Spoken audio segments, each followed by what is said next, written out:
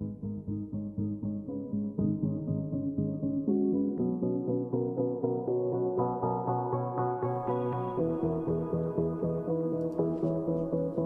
you in sales? Are you a professional that is responsible for figuring out how to find your own clients?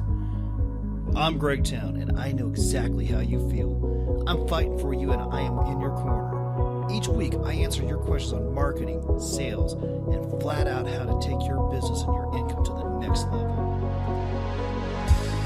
So tonight I actually get to share with you a lovely topic called Sometimes You Win and Sometimes You Learn that's actually written by John Maxwell. I had the pleasure of joining John Maxwell's team last year and have just really enjoyed growing with and expanding within his group and his organization.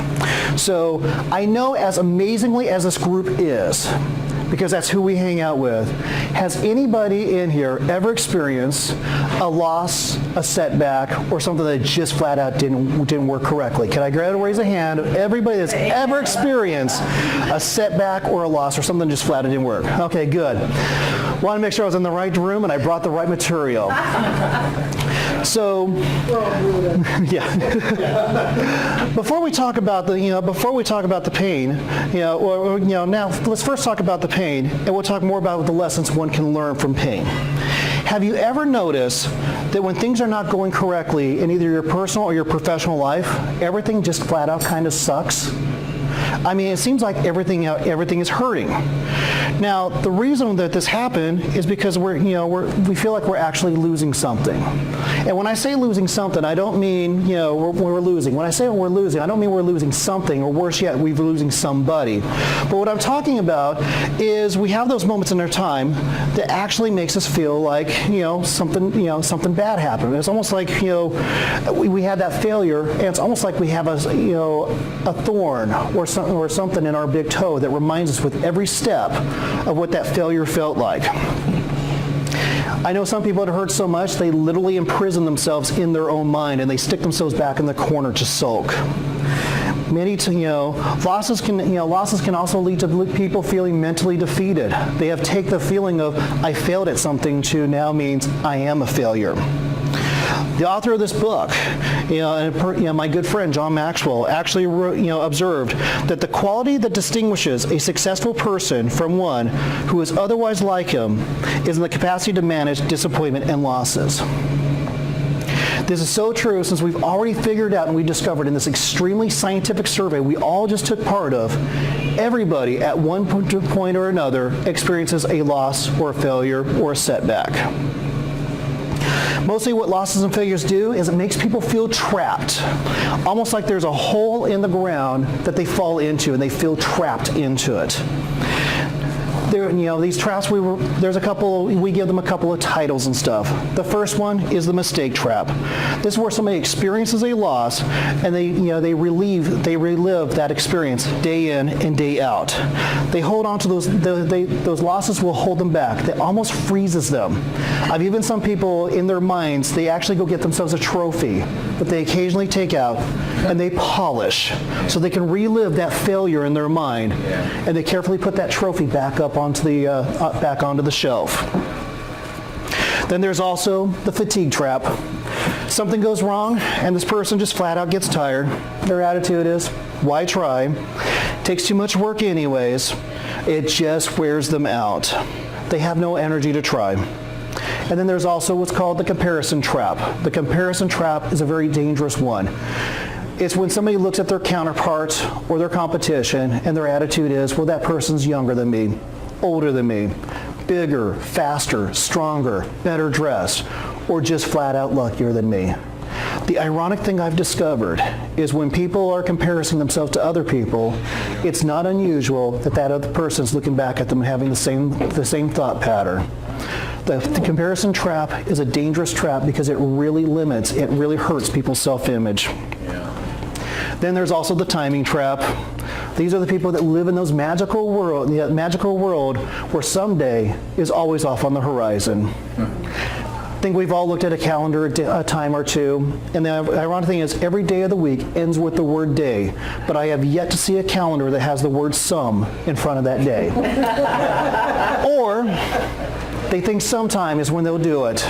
And as many of you know me and know that I enjoy watches and stuff, none of my watches has the word some written anywhere into it. Then there's the inspirational trap. These are the fun ones. They just don't feel like doing anything. They actually get demotivated, lethargic. They're not really waiting. They're not frozen, and they're not tired. They're just waiting for somebody or something to inspire them, to get them into motion. You know, if you need some inspiration, here it is. You failed. It hurts. Doesn't feel good. Let's move on. When you need the inspiration, you have to look into yourself to give yourself that inspiration to get yourself moving forward. Then, of course, there's also the rationalization trap, whereas in the John Maxwell team, we refer to this as the rat trap. And that's where somebody will actually talk themselves out, either mentally or verbally. They will talk themselves out of moving forward with a decision. They'll have attitudes like, well, maybe it just wasn't for me, or I guess I'm just not the right person to do that. And then there's the items like the perfection trap. This one I've got a funny story. I actually wrote an article that got published on LinkedIn that dealt with this book on it. And I had somebody that responded back to the article from the East Coast, and he pretty much responded something to the aspect of, well, you know, I see that you're promoting an educational webinar that you're doing and stuff, but I think I would give you more seriousness if you didn't have a typo. Now, for those of you that may not know, my professional educational background is actually that as a computer network engineer. What that means is I can crunch out numbers like you would not believe, and I stink at grammar and spelling. Right here. So, just like in my real estate team, just like as a trainer, and just like for those that I work with, I owned it. I immediately reached out to them, but of course I had a little fun. So I responded back to them and I said, hey, thank you so much for letting me know about the typo. And that a typo was actually 2 words. I'm consistent at least. Same word used twice. But, so I responded and said, thank you for letting me know about it. I've actually gone into our Word document and corrected it. I said, but there's a wonderful training in this book, and it's referred to as the perfection trap. And I commonly tell people, there is no profit in being perfect. And which immediately somebody else responded back to. They wanted clarification. They asked me, it's like, Greg, are you saying that you would reduce the quality or level of your service or your product to increase your profit? And my response was absolutely not. I shared with him that the majority of the people that I get the pleasure speaking with and coaching with and working with are those that provide a professional level service, but they're also responsible for their own business development. And I've seen so often people will be afraid to go out there and they'll make that next introduction, they'll send out that marketing piece, or they may go to a program or an event where they could very well meet somebody that desperately needs their product or service because they're afraid they don't have something, their introduction or their marketing piece or something absolutely perfect. And the thing that's really sad and depressing is if somebody's struggling in their business life, I can guarantee you that their family is struggling and their home life is struggling. And if they're struggling because they're afraid if something's not perfect, that's a bad, bad setback.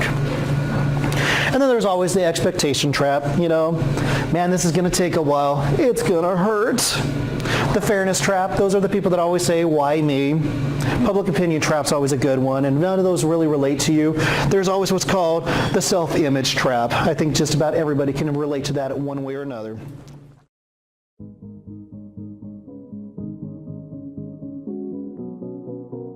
CEOs see it clearly in the profit and loss statement. Managers feel it, and your customers notice it. The difference between a motivated and inspired sales staff and those that are stuck in a rut. The question is, how do you get your team to the next level? Is there something you can do to break through the resistance and help them get the right mindset to grow your business? The answer is yes, there is. But you're not going to do it with one of those cheesy inspirational speakers or a self-proclaimed guru. What you need is someone with a proven track record in sales, marketing, and leadership.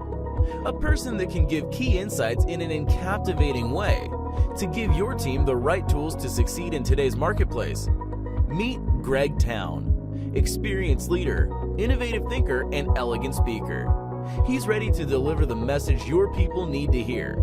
Not with a canned speech, but with a customized, dynamic keynote designed to deliver results. Bring Greg to your next event before the competition does.